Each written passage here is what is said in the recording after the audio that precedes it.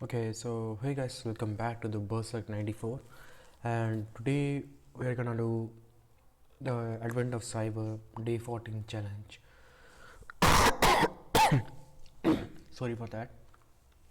Okay, so the Day 14 challenge is from containers, and it is DoorDasher Demise. Let's move to that. Okay, so let's start reading from the introduction part first. It seemed as the sun rose this morning, it had already been decided that today would be another day of chaos in Wavell. At least that the feeling all the folks at the DoorDasher got. DoorDasher is Wavell's local food delivery site, a favorite of workers in the best festival company, especially on long days when they get home from work and just can't bring themselves to make dinner. We have all been there, I'm sure. Well, one rebel resistance sword feeling particularly tired this morning and so decided to order breakfast. Okay, only to find King Mellars and his bandit bunny battalions had seized control of it. Another festive favorite, DoorDasher had been completely rebranded the Hopero. All of the ware's favorite dishes had been changed as well. Reports started flooding into the DoorDasher's call center. And not just customers, the health and safety food organization was on the line too. Utterly panicked, apparently multiple variable resistance were cooking on what turned out to the fragments of the center's beard. Wavell authorities were left tangled in confusion to Hopperu faced mounting backlash over reports of culinary impersonation. Customers across the region claim to have been served what appears to be authentic strands of Santa's beard in place of traditional noodles. A spokesperson for the Health and Safety Food Bureau confirmed that several dinner required gentle untangling and one incident involved in customer achieving accidental facial hair synchronization. This is some news they credited. Now, immediately, one of the security engineers managed to log on and make a script that would restore Rhodesia to its original state. But just before he was able to run it, Sir Carrot Bain caught wind of his attempt and locked him out on a system. All was lost until the SOC team realized they still had access to the system via the monitoring pod. An uptime checker for the site. Your job, a SOC team member of DoorDasher. Can you escape the container and escalate your privileges so you can finish what your team started and save the site? So I literally don't have any experience with the DoorDasher thing or the Docker thing. Let's see what happens. So in this particular challenge, we're gonna learn about how containers and Docker works, including images, layers, and container engine. And we are gonna explore Docker runtime concepts like socket and daemon API. Daemon refers to the services API and common container escape, privilege escalation vectors, and apply these skills to investigate image layers, escape a container, escalate privileges, and restore the DoorDasher service. Do not order Santa's beard pasta connecting to the machine. Before moving the forward, we have to do this shit. Okay, not this shit. Actually, let's start the machines. Sorry. Let's click on check so we can get an access to that. Let's open this on another tab so we can have a good display to it.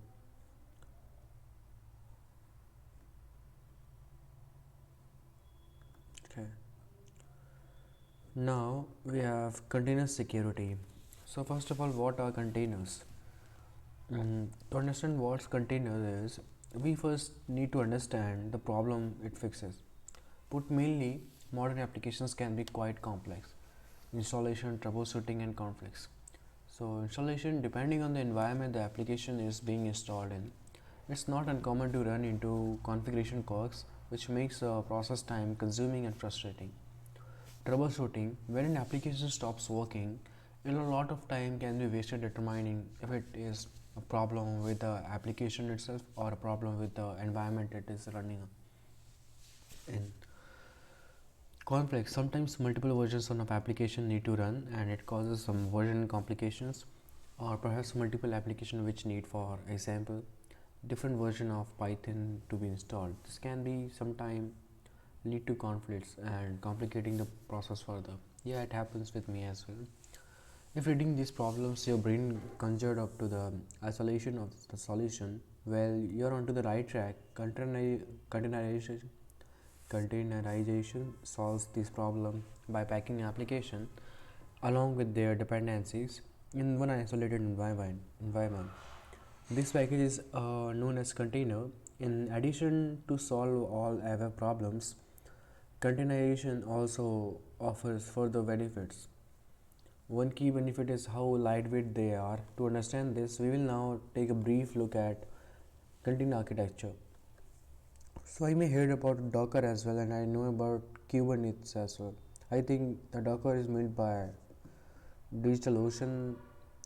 You have a Digital OpenSea or something, and Kubernetes is made by Google, I think so. Sorry. Now, containers versus VMs. So this is going to be asked like containers versus virtual machines. To illustrate container architecture, let's examine another form of virtualization: virtual machines and virtual machines. Like the ones you have been booting up on the platform through advent of server. So this is machine virtualization, where we have an infrastructure, and this is the hypervisor which takes place, and then we can run on multiple devices on that. And I think this hypervisor thing works on Windows, I think so. Now we have containers. We are in containers. We do have an infrastructure, and we can particularly load an operating system into that, and then on that particular operating system, we can start a container engine where we can run all these things as well. A virtual machine run hypervisor software that emulates manage multiple operating system on the physical host. Yeah, this is based on Windows only. So it includes a full guest OS, making it heavier but fully isolated. Containers share the host OS kernel, isolating only applications and their dependencies, which makes them lightweight and fast to start. Virtual machines, oh yeah, I understand that. Virtual machines do have some GUI based application where we can't open GUI based applications on Docker. So running multiple operating system or legacy application, while container excel at deploying scalable and portable microservices. Applications at scale. Microservices are switch in style of application architecture before it was a lot of more common to something. Okay, we got an access to there. I don't know like how to. Okay, we have this in the text box, and this is where we are right now. Let's try to do this first. Okay, we have nothing here. No worries. Okay, so this is different, I think so. DoorDasher manages the leveraging its host kernel and like namespace and CG groups. One example of container engine is Docker, which will be examined in more detail. Docker is a popular container engine that uses Dockerfile simple text scripts defining app environment and dependencies to build, package, and run applications consistently across different systems. Docker is container engine of the choice at DoorDasher, and so is what we will be interacting with in our interactive lab. Docker is an open source platform for developers to build, deploy, and manage containers. Containers are executable units of the software which package and manage the software and components to run a service. They are pretty lightweight because they isolate the applications and use the host kernel. Now, escape attacks and sockets. A container escapes is technique that enable code running inside a container to obtain rights to write or execute on the host kernel or others beyond its isolated environment escaping. For example, Creating a privileged container with access to the public internet from a text container with no internet access. Containers use a client server set up on the host, the CLI, which is command line interface that tools, acts as the client, sending requests to the container services or daemon, which handles the actual container management and execution. The runtime exposes an API server via Unix sockets, runtime sockets to handle CLI and daemon traffic. If an attacker can communicate with that socket from inside the container, they can exploit the runtime. This is how we would create a privileged container with internet access and mentioned in the previous example. Challenge. Your goal is to investigate the Docker layers and restore the defaced Hopuro website to its original service, DoorDasher. We are going to walk through the steps to beat this challenge together. Access point. So now it's time to start the challenge. Start using the machine you booted up in the task one. Let's check which service are running with the Docker. Run the public command docker ps. Okay, we have to run here docker ps command.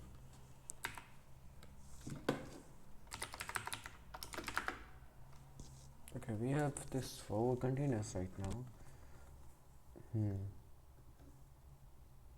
You should see few services. The main service is the 5001, the port with 5001. Okay, I have explored the web application. Where it is? Here it is. So basically, this we come as 0 because if we open it on our like a website, we're gonna open that thing. I don't know why it's showing like that, but no worries. Uptime checker.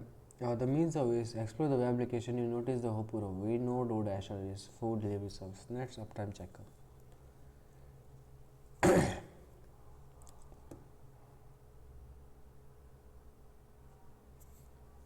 So let's run this command and see like what happens there.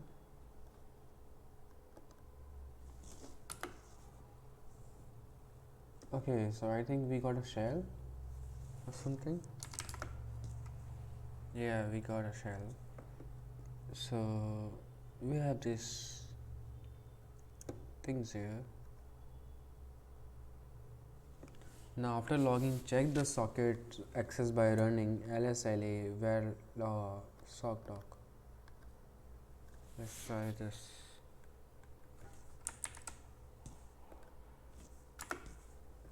We can see this thing right here. Now I wonder that what happens if we try to run docker commands inside the container by running docker ps again, and we can confirm the perform docker commands and interact with the API. In other words, we can perform docker escape attack. Okay, is this possible?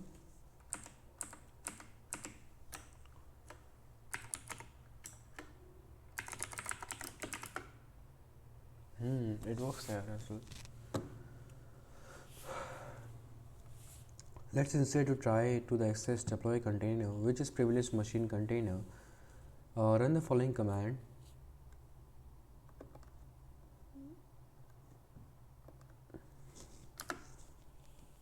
Okay, we got into app. Here's nothing we can see. Now type who am I to check who am I actually. I am deployer.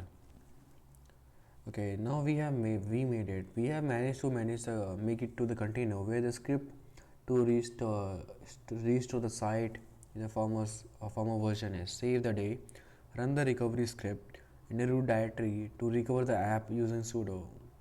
Let's run that.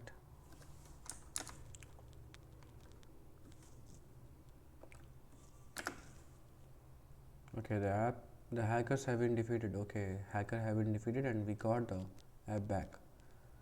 Now with that run, you can see yourself by refreshing the site. As a reward, you should be able to find a flag in the same directory as the script, which you can read using cat command. Just a minute, wait, container is ls. I think I need to go back. Okay, we have the flag.txt here.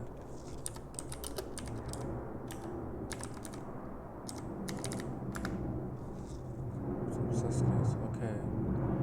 So here it's gonna be docker ps, and what file is used to define the instructions for building docker image? I don't have any idea, but let's first paste the flag.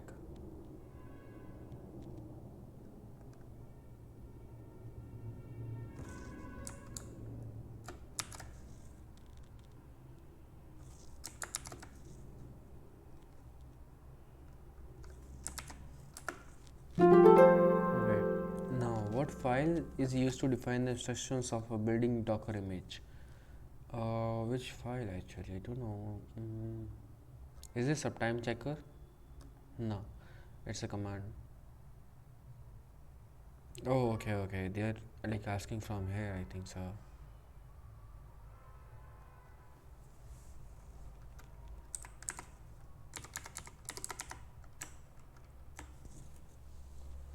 File is used to define the instructions for building a Docker engine.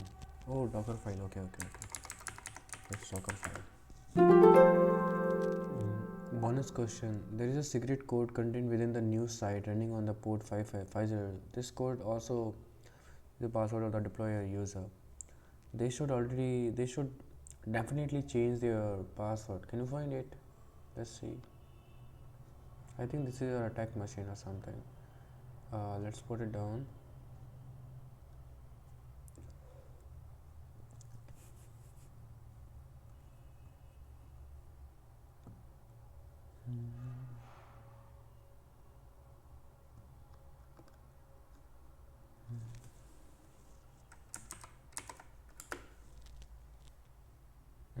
We got the DoorDasher website back. Okay. Now on this particular point, wavelet times.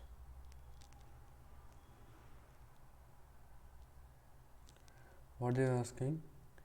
Bonus question. There is a secret code contained within the news site running on port 50.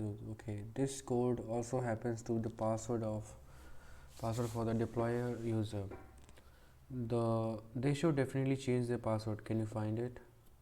Let me see where it is.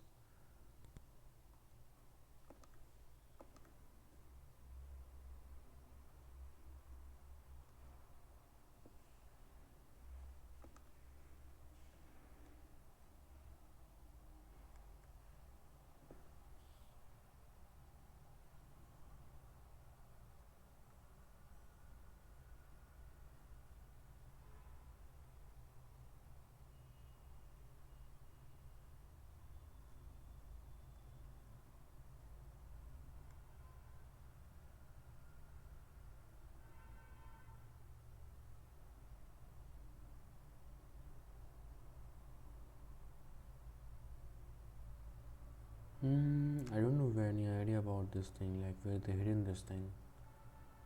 I don't know.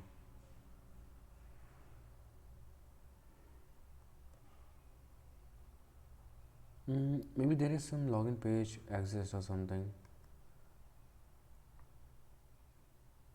They say on this particular port, right? There is a secret code contained within the news site. Yeah, that's within the news site. Okay.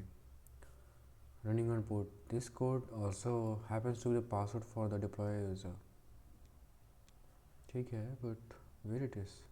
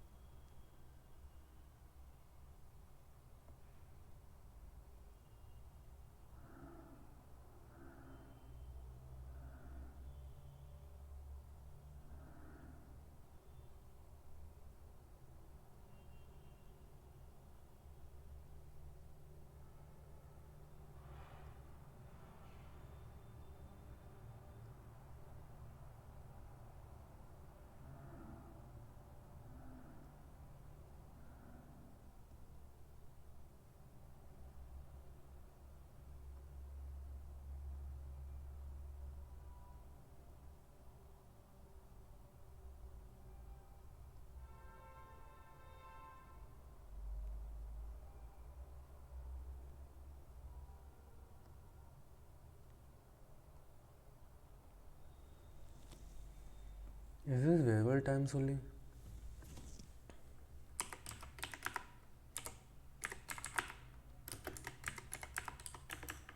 No, it's gonna be something long word.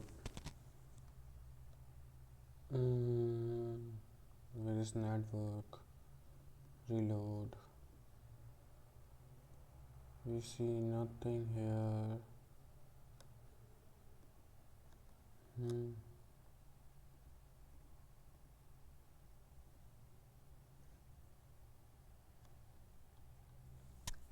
No, I don't have any idea like where they're hitting the code or something. Let's check the video if we have some video. Hey everyone, welcome to day 4 IP address. Okay, and yes, Wareville times. Exactly. This is what we found when we ran the command docker ps right here. Can you see it? So this was the second container that we had, Wareville times on port 5002 once again, just to make sure that was clear. So moving back to our browser on the attack box, I'm going to make this a little bit smaller so we can see what is happening. And okay, let's try to keep things a little bit easy and simple before we dive into any inspection, trying to intercept any requests or see if there is any like comments on the source code. Well, I find it that it's quite interesting that these 3 words in bold, in red. Okay, I think so. The highlighted things will be the password. Deploy master Unity 5. We have seen this before, but I don't think the highlighted things should be the password.